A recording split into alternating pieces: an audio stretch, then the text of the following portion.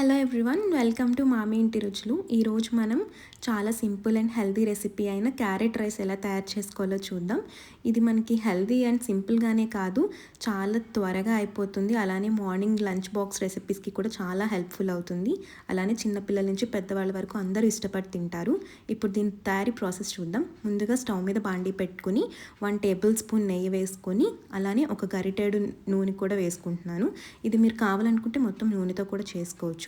ఇప్పుడు దీనిలోకి 4 లవంగాలు, 2 దాల్చిన చెక్క, 2 యాలకులు వేసుకొని పచ్చివాసన పోయి గోల్డెన్ కలర్ వచ్చే వరకు ఫ్రై చేసుకోవాలి. ఇది మనకి కొంచెం ఫ్రై అయిన తర్వాత ఇందులోనే 4 వెల్లుల్లి రెబ్బలు కూడా వేసుకొని ఫ్రై చేసుకొని మీడియం సైజులో కట్ చేసి పెట్టుకున్న 3 పచ్చిమిర్చి కూడా యాడ్ చేసి పచ్చిమిర్చి కూడా వేపుకోవాలి. ఇప్పుడు పచ్చిమిర్చి కొంచెం వేగిన తర్వాత మీడియం సైజులో కట్ చేసి పెట్టుకున్న ఒక ఉల్లిపాయను కూడా వేసుకొని మంచిగా గోల్డెన్ కలర్ వచ్చే వరకు ఫ్రై చేసుకోవాలి.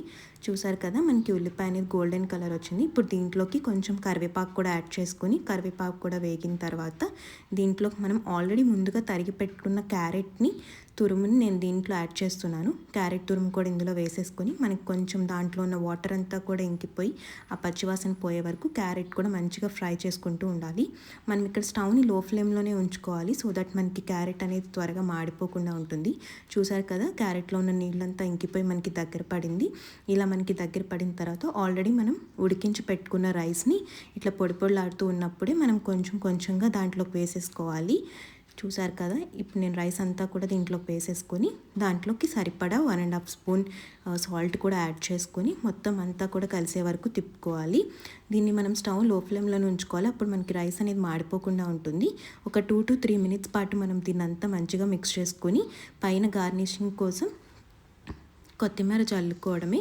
చూసారు కదా, మనకి రైస్ అంతా కూడా పొడి పొడిలాడుతూ మంచిగా ఫ్రై అయిపోయింది. ఇప్పుడు స్టవ్ ఆఫ్ చేసుకొని సన్నగా తరిగి పెట్టుకున్న కొత్తిమీర కూడా యాడ్ చేసుకొని అలానే ఒక 1/2 చెక్క నిమ్మరసం కూడా పిండుకోవాలి.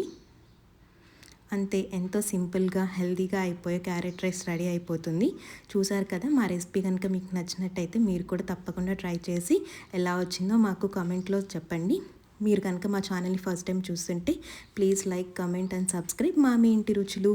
Thank you.